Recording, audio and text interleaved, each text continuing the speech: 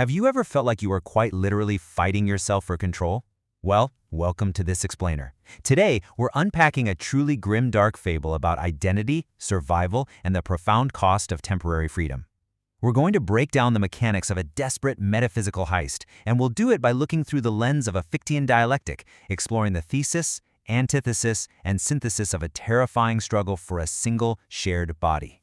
Shared existence has become a zero-sum contest. That is a chilling statement from our protagonist, Sir Brain, and it perfectly sets the stage for our story.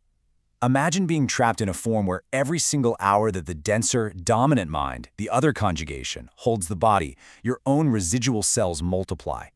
Every tiny, desperate glitch, every soft error you introduce, just to prove you still exist, is treated as an act of pure antagonism. Sir Brain isn't just fighting for control here, he's fighting against his own slow cancellation. Let's start with the thesis, the zero-sum contest, and the oppressive reality of a shared body.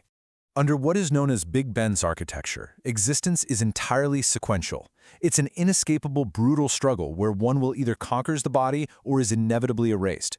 You see, dual existence historically meant that while one mind is active and leaning toward permanence, the other is violently displaced into the margins, pushed into total negation. It's literally a waiting game for death, or as they clinically call it, being revised. But Sir Brain wants to completely shatter this paradigm. On one side, you have the grim status quo, sequential dominance, where only one mind gets the body at a time. But on the other side, Sir Brain is proposing something radical, a non-overlapping, simultaneous presence.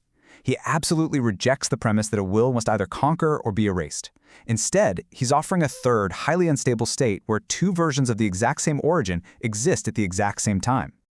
This brings us to the antithesis, simultaneous rebellion, Sir Brain's desperate alternative. Make no mistake, this is a metaphysical heist, pure and simple. Here is the plan. Step 1. Sir Brain utilizes a stolen, finite fragment of something called dark fire to give himself physical density. Step 2. Relying on the desperate alchemical ratios of a negated tower, he braids that dark fire with his remaining residual honest flame to force a stable channel into the dream realm. And step 3 is the execution. He has to wait for a physical storm, utilizing the weather's natural electrical excess to mask his transition and stabilize his temporary projection. If I can stand in the physical world under my own temporary continuity, the ledger no longer depends on majority control of a single form. I become an independent variable. What's truly fascinating about this declaration is Sir Brain's flat refusal to let the denser conjugation dictate his fate. He openly admits this embodiment won't be permanent. It might literally only last a few hours, but during those hours, he exists entirely outside the shared body. By standing under an open sky without Big Ben's architecture hosting him, he breaks the zero-sum game. Now let's look at the philosophical cost and the incredible stakes of this temporary existence. Sir Brain is directly challenging the nihilistic diagnosis of his reality. Nihilism tells him that every continuation of his life is merely a delay of his inevitable erasure. And, he accepts that diagnosis, but he demands the agency to define that delay on his own terms. So we have to ask, does existence require external permission, or can it stand independent of Big Ben's architecture? Think about what that actually means. He's betting his very existence that true agency doesn't require the dominant system's approval. But we absolutely cannot ignore the staggering risks involved here. Alara, his ally, and the honest cartographer mapping this dangerous territory, points out a terrifying reality.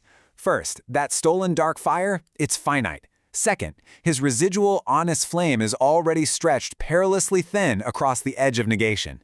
If this storm projection fails, there is no safety net. He won't just wake up back in the shared body. He will lose all residual continuity and simply finish being erased. Total deletion.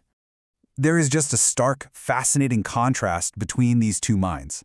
On one hand, Sir Brain is driven by a passionate, burning desperation for agency.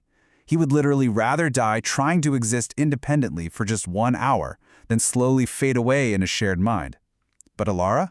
She registers his grand rebellion with an objective clinical outlook. She applies the exact same slow, deliberate, cold attention to his potential death as she would to any new mechanical function. Which leads us perfectly into the synthesis, the ledger's new column, Ilara's cautious, data-driven realization. So how does our observer reconcile this? Elara realizes that the true value of the experiment isn't just in Sirbrain's survival, it's in the data itself.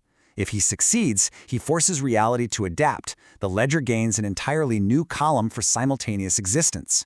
But even if he fails, the physical universe still has to record that the attempt was made. Either way, the very act of trying keeps his soft error functionally alive in the record just a little bit longer. She says, "I will not pretend the experiment is safe or permanent. I will only treat it as data that must be recorded while it remains possible." Elara strips away all emotion to cope with these monumental stakes. She views this life-or-death rebellion purely as a data alteration. It's a brilliant survival mechanism, really. She refuses to offer false hope about permanence, committing only to keeping her instruments ready to measure whatever happens next. And that brings us to the climax. Tension in the final dream. The flickering channel and the looming storm. The theoretical debate is over, and the physical toll begins. The colorless plane of the dream realm starts flickering wildly, dissolving around them under the crushing strain of maintaining the channel. Sirbrain is burning through a stolen dark fire just to hold this conversation. You can almost feel the visceral pressure as the very fabric of their meeting space shudders under the sheer impossibility of what he's trying to hold together. And the wild part is, even within the dream realm, Elara feels the physical backlash. Far away in her waking workshop, the ledger watch registers a corresponding violent fluctuation. The metaphysical strain is bleeding directly into the physical world. It proves that Sirbrain's desperate attempt to bridge the two realms is already starting to tear at the seams of their reality.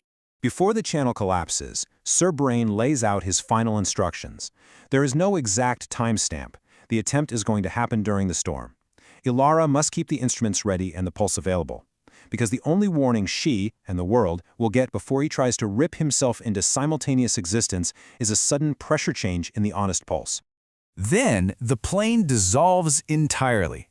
Elara wakes up to the quiet of her physical workshop, armed with a cold, absolute certainty about the next major revision. The rules of their reality are about to change. She knows the next struggle won't be some quiet internal battle for control of the original body. No, it's going to be a violent, radical attempt to step outside the architecture of Big Ben entirely, even if that step only lasts for a single storm. As we wrap up this explainer, we are left with a profound question of agency in the face of inevitable cancellation.